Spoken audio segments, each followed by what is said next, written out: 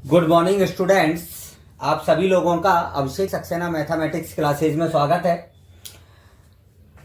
अभी हमने class 11th का topic unit number 9 NCERT book की unit number 9 sequence and series start की थी, जिसका लेक्चर नंबर फर्स्ट हम कंप्लीट कर चुके हैं। लेक्चर नंबर फर्स्ट में हमने अनुक्रम और श्रेणी की डेफिनेशन पढ़ी थी और साथ में 9.1 एक्सरसाइज के क्वेश्चन भी किए थे। आज हम स्टार्ट करेंगे श्रेणियों के प्रकार। कितने प्रकार की श्रेणियां होती हैं, तो जनरली सबसे पहले हम स्टार्ट करेंगे types of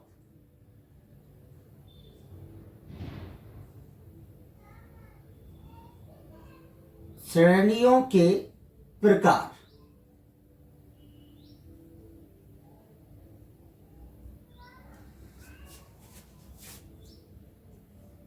types of progression.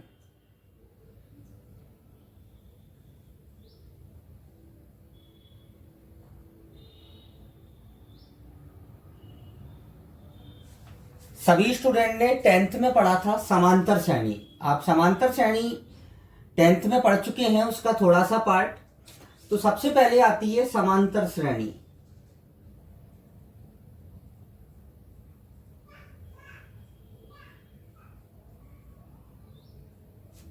Second number पर आता है गुणोत्तर श्रेणी।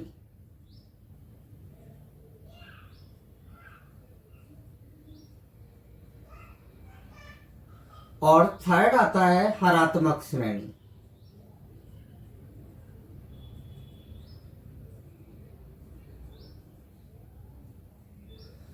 इसको बोलते हैं एपी अर्थमेटिक प्रोग्रेशन, इसको हम बोलते हैं जीपी जियोमेट्रिक प्रोग्रेशन, और इसको बोलते हैं एचपी हार्मोनिक प्रोग्रेशन।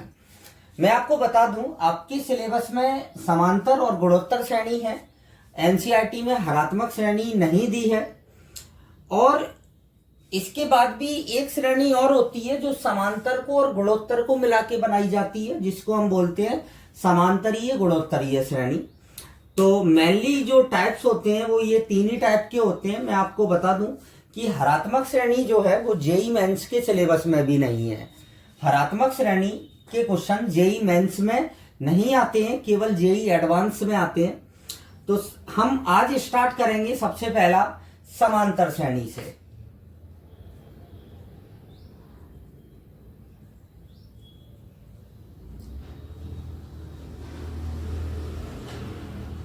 समांतर श्रेणी सभी स्टूडेंट ध्यान से देखेंगे। समांतर श्रेणी की डेफिनेशन वह अनुक्रम जिसके क्रमागत पदों का अंतर सदैव समान होता है। डेफिनेशन बता रहा हूं, सभी स्टूडेंट नोट करेंगे। वह अनुक्रम जिसके क्रमागत पदों का अंतर सदैव समान होता है समांतर श्रेणी कहलाती है। कौन सी श्रेणी कहलाती है? समांतर श्रेणी कहलाती है। और इस निश्चित अंतर को, जो उनकी क्रमागत पदों के मध्य जो अंतर होता है, उस अंतर को हम श्रेणी का सार्वांतर कहते हैं। क्या कहते हैं? सार्वांतर, जिसको इंग्लिश में हम कॉमन डिफरेंस बोलते हैं और जिसे स्मॉल डी से निरूपित किया जाता है। एक बार ध्यान से सुनेंगे सभी स्टूडेंट। समांतर श्रेणी की डेफिनेशन बता रहा हूं। वह अनुक्रम जिसके क्रमागत पदों का अंतर सदैव समान होता है या सदैव नियत होता है, ऐसे अनुक्रम को हम समांतर श्रेणी कहते हैं। इस नियत अंतर को श्रेणी का सार्वांतर कहते हैं। इसे डी से निरूपित किया जाता है। इसे किससे निरूपित किया जाता है? डी से निरूपित किया जाता है। तो डेफिनेशन सभी स्टूडेंट ने नोट कर ली होगी। अब मैं आपको बता, जैसे यदि A1, A2, A3 ... an-1 an समांतर श्रेणी में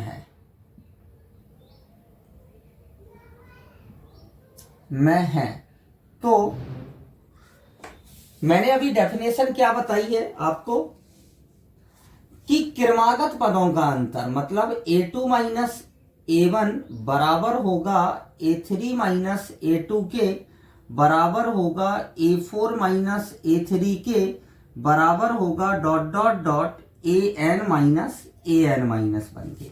और इसके बराबर में क्या होगा आपका D होगा। D को हम क्या कहते हैं, श्रेणी का सार्वंतर कहते हैं। श्रेणी का क्या कहते हैं हम, सार्वंतर। अब एक क्वेश्चन पुटअप होता है आपका कि जैसे कोई अनुक्रम दिया रहता है, हमें अनुक्रम का nवां पद दिया रहता है और पूछा जाता है क्या यह अनुक्रम एक समांतर श्रेणी निरूपित करती है। तो उस टाइप के क्वेश्चंस को करने के लिए मैं आपको बता दूं कि an minus AN-1 equal to अगर कोई कांस्टेंट आ जाता है, कांस्टेंट मतलब अचर, अगर कोई कांस्टेंट आ जाता है तो हम कह सकते हैं कि दिया गया अनुक्रम एक समांतर श्रेणी निरूपित करेगा। दिया गया अनुक्रम एक क्या निरूपित करेगा, समांतर श्रेणी। जनरली स्टूडेंट क्या करता है, A1 निकालता है, A2 निकालता है, A3 A4 निकालता है, फिर उनका अंतर निकालता है क्रमागत और देखता है कि सभी का अंतर सेम आ रहा है तो वो समांतर श्रेणी हो जाती है। लेकिन आपको उन क्वेश्चंस को इस मेथड से करना है। an आपको क्वेश्चन में गिवन होगा, आप n के स्थान पर n-1 रखेंगे और an में से an-1 को हम घटाएंगे और घटाने के बाद अगर कोई कांस्टेंट आ जाता है तो हम यह कह सकते हैं कि दिया गया अनुक्रम एक समांतर श्रेणी निरूपित करेगा।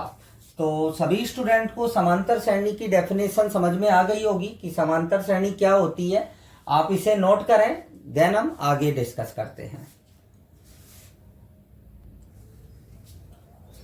जैसे अभी मैंने आपको बताया, एक एग्जांपल लेते हैं हम इस पर। जैसे अनुक्रम का an इक्वल टू आपको दिया है 4n+1, जैसे ये क्वेश्चन है। अब हमें ये बताना है क्या ये एक समांतर श्रेणी निरूपित करेगा क्या। सो आप क्या करेंगे, an आपको गिवन है, आप an-1 निकालेंगे। an-1 निकालेंगे सो यहां पर n-1 रखेंगे +1। सो क्या आ जाएगा 4n -4 +1। सो क्या आ जाएगा 4n-3 आएगा, 4n-3। अब हम निकालेंगे an में से an-1 घटा देंगे। an में से an-1 घटाएंगे सो क्या आ जाएगा आपके पास 4n+1 में से मैंने 4n-3 घटाया तो 4n से 4n क्या हो जाएगा आपका, कैंसिल आउट हो जाएगा। 4n से 4n कैंसिल आउट, कितना आएगा 4 आएगा। और 4 एक कैसी संख्या है, अचर है, और यही श्रेणी का क्या होगा आपका सार्वंतर होगा। D क्या होगा, सार्वंतर होगा। मतलब हम लिख सकते हैं अतः दिया गया अनुक्रम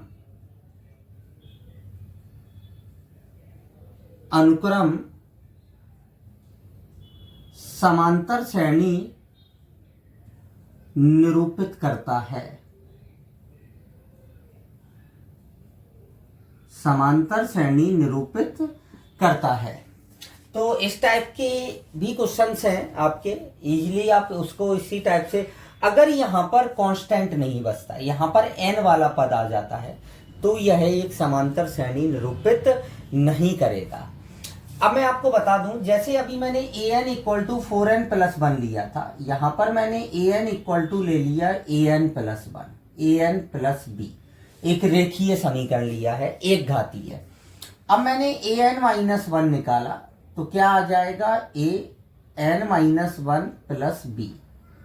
अब आप an में से जब आप an-1 घटाएंगे सो क्या आ जाएगा an + b minus an + a और माइनस का b से b कैंसिल आउट, an से an, मतलब क्या आया a, और a क्या है आपका सार्वंतर।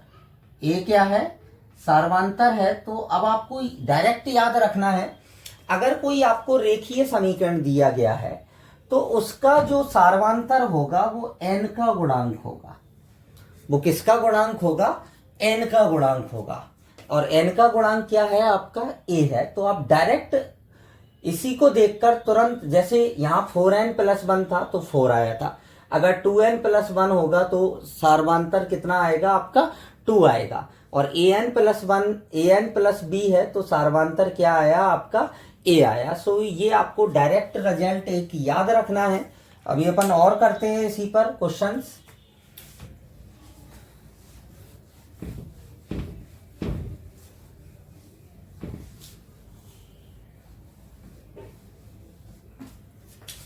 नेक्स्ट आता है जैसे an इक्वल टू आपके पास दे दिया an² plus bn plus c, ये दिया है। अब हमें पहले ये बताना है कि क्या यह एक समांतर श्रेणी निरूपित करेगा।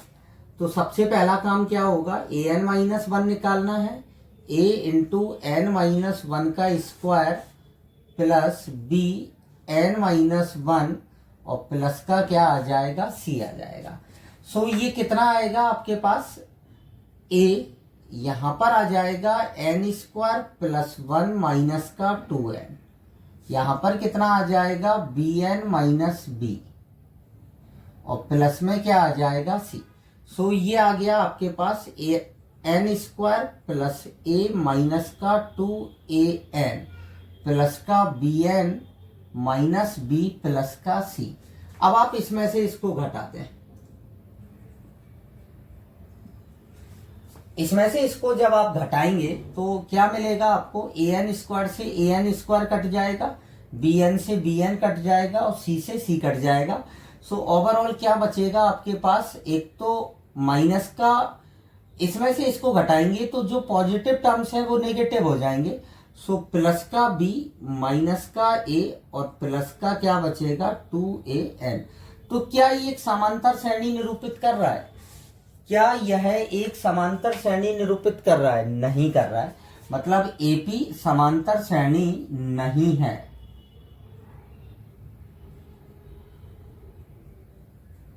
तो इस टाइप से आप इस ऐसे जो क्वेश्चंस होंगे उनको सॉल्व कर सकते हैं। आप नोट करें, देन हम आगे बढ़ते हैं। अब आता है समांतर श्रेणी का व्यापक पद। आप लोगों ने 10th में पढ़ चुके हैं व्यापक पद। व्यापक पद को ही हम बोलते हैं nवां पद। क्या बोलते हैं, nवां पद। इसी को ही हम श्रेणी का अंतिम पद भी बोलते हैं। क्या बोलते हैं, अंतिम पद। जैसे मैंने मान लिया, माना श्रेणी का प्रथम पद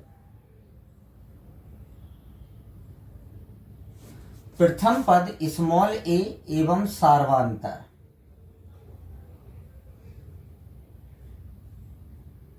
स्मॉल d है। तो श्रेणी क्या बनेगी आपकी,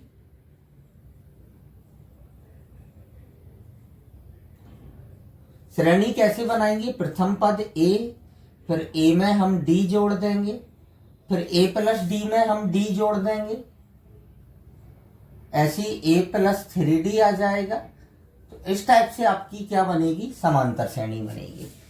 अब हमें इसका व्यापक पद निकालना है। व्यापक पद को हम लिखते हैं Tn। आप लोगों ने 10th में an लिखते थे, यहां पर मैं nवें पद को Tn से शो कर रहा हूं। तो Tn इक्वल टू होता है आपका a plus n-1 into D, a plus n-1 into D. इसे श्रेणी का अंतिम पद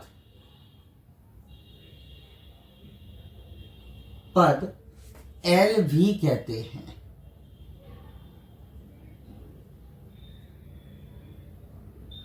इसे श्रेणी का अंतिम पद L भी कहते हैं। अब ध्यान से देखेंगे सभी स्टूडेंट, ये फार्मूला होता है आपको, ये आपको याद रखना है। ये व्यापक पद का फार्मूला है। अब देखें सभी स्टूडेंट कि ये फार्मूला आता कहां से है, इसकी उत्पत्ति देखते हैं, प्रूफ देखेंगे अब इसका हम। अब आप देखें कि आपका प्रथम पद कितना है, T1 बराबर अगर आप लिखते हैं तो T1 बराबर कितना आएगा a। तो ए को हम इस टाइप से भी लिख सकते हैं, ए प्लस 1 माइनस 1 इंटू डी। 1 में से 1 जाएगा, 0 हो जाएगा, 0 इंटू डी 0, वापिस क्या मिलेगा आपको, ए मिलेगा। T2 निकालते हैं, T2 क्या होगा, ए प्लस डी दूसरा पद, तो इसको हम लिख सकते हैं 2 माइनस 1 इंटू डी, इस टाइप से। और T3 क्या आएगा, ए प्लस 2D, तो क्या आ जाएगा, ए प्लस 3 माइनस 1 इंटू डी। अब आप डायरेक्ट सीधा Tn लिखेंगे। सो Tn इक्वल टू क्या होगा, अब ध्यान से देखेंगे, जब यहां 1 है तो यहां 1 है, जब यहां 2 है तो यहां 2 है, यहां 3 है तो यहां पर भी क्या है, 3 है। जब हम यहां पर n करेंगे तो यहां भी क्या आ जाएगा, n आ जाएगा। सो ये मिलेगा आपको a plus n minus 1 into D. तो इस टाइप से हम nवें पद की, व्यापक पद की उत्पत्ति कर सकते हैं इजीली। सभी स्टूडेंट को ध्यान रखना है, Tn इक्वल टू क्या होता है, a plus n minus 1 into D. इसे श्रेणी का हम क्या कहते हैं, अंतिम पद कहते हैं। लेकिन ये याद रखना है, ये जो Tn होता है, ये Tn प्रारंभ से होता है। कहां से होता है, प्रारंभ से, श्रेणी के प्रारंभ से ये nवा पद है। सो आप इसको नोट करें, ध्यान से देखेंगे। अभी मैंने आपको Tn बताया था, लेकिन वो Tn जो होता है वो प्रारंभ से होता है। अब हमें समांतर श्रेणी का अंत से nवा पद ज्ञात करना है। कहां से ज्ञात करना है, अंत से। इसके मैं आपको 2 मेथड बता रहा हूं कि यदि श्रेणी में पदों की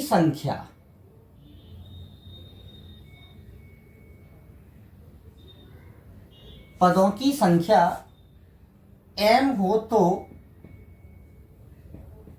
तो अंत से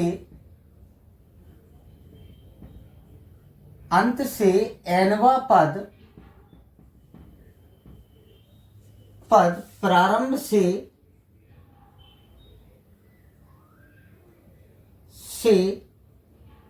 m माइनस n प्लस 1 वा पद होगा।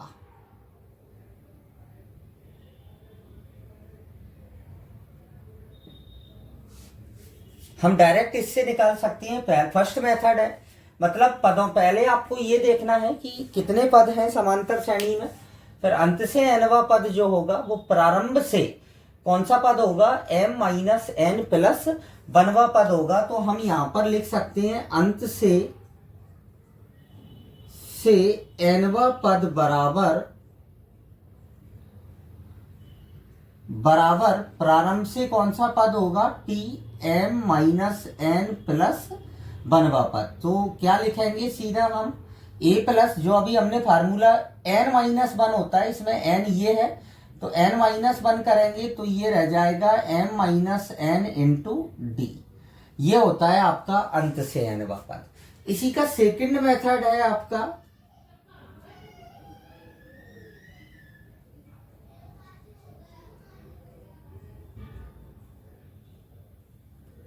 Second method. जैसे श्रेणी है आपके पास,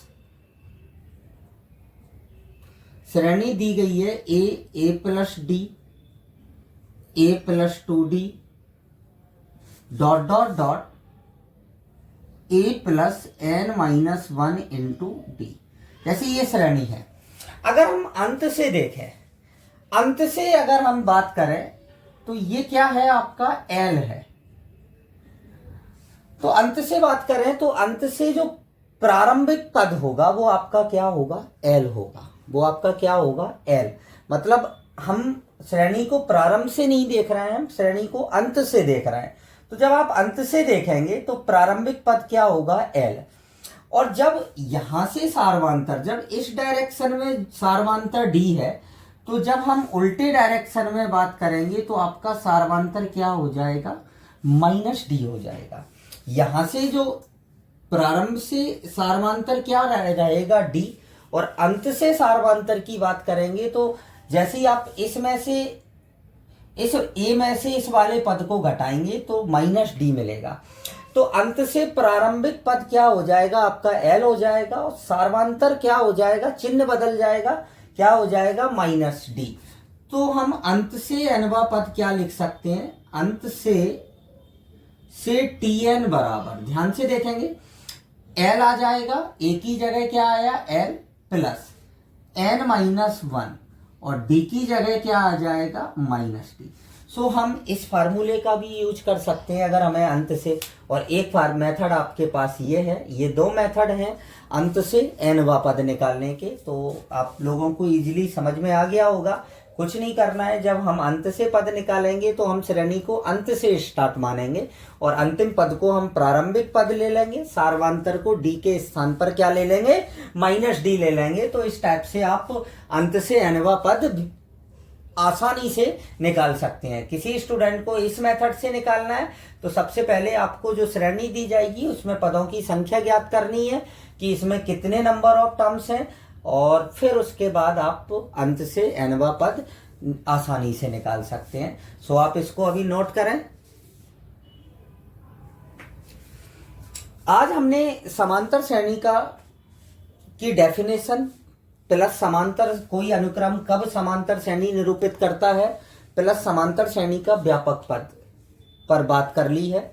कल हम अपने नेक्स्ट वीडियो में हम समांतर श्रेणी के एन पदों का योग प्लस समांतर श्रेणी के गुणधर्मों पर बात करेंगे। सो आज के लिए इतना ही। Thank you.